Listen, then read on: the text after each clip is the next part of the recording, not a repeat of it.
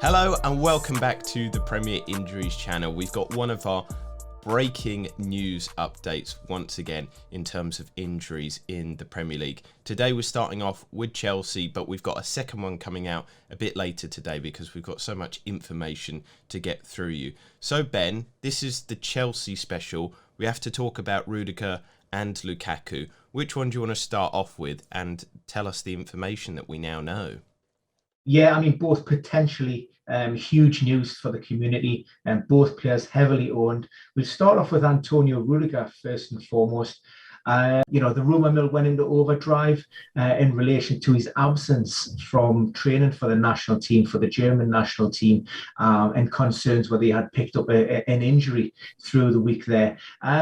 In short, yes, he has. Is it serious? No, it isn't.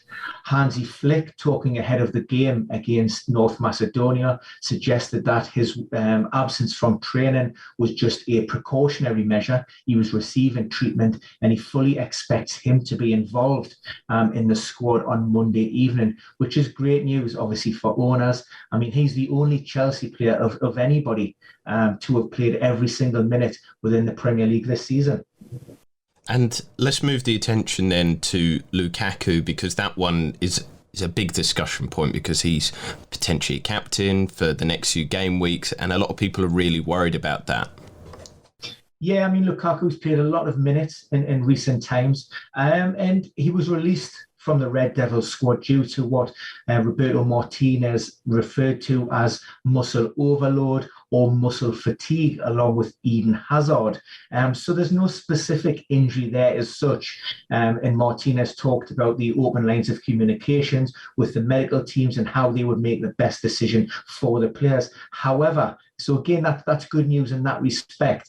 And also, we also seen an interview with Thibaut Courtois just after the Nations League game on Sunday there, and he referenced how this fixture had been shoehorned in by UEFA purely as to make money and from television rights. Now, whether that was the thought of him as an individual or it may be a reflection of the wider thoughts of the Belgium squad generally, that sort of indicates that there were so many changes in the game that really, for them, it was a nothing match, and Roberto didn't want to take any unnecessary risk with the players, and therefore he was released. So I think it's good news in that respect. We know that he had been carrying a problem during the last break, and there have been minor niggling issues since he arrived at Stamford Bridge. So hopefully, like I say, consideration of everything that's taken place since he arrived at Chelsea, and also the fact that it was a Nations League non-entity, and I think they've got a game against Estonia, which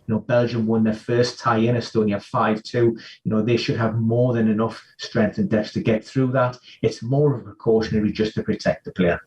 So with Rudiger and Lukaku, is the story the same that they'll probably start game week 8, or do you urge a little bit of caution that people might be bringing them in on their wild cards?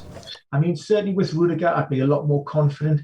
Like I said at the top of the show, he's played every minute within the Premier League so far, and he is playing as well. So it's something that's maybe just being managed and he's receiving treatment for. With Lukaku, again, we're talking about somebody who's high status, high profile, and like I say, there's no injury there as such. It's his withdrawal was precautionary. He may be flagged in that red zone area, at increased risk of maybe picking up an injury. So, returning back to the club, having a couple of days rest, active recovery, that should, in theory, set him up nicely for game week 8.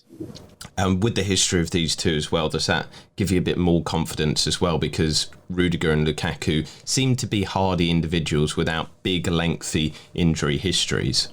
Yeah, Rudiger, very robust, tolerate the demands of the game. No real issues there. Maybe one slight issue over Lukaku, although he does have high availability rates.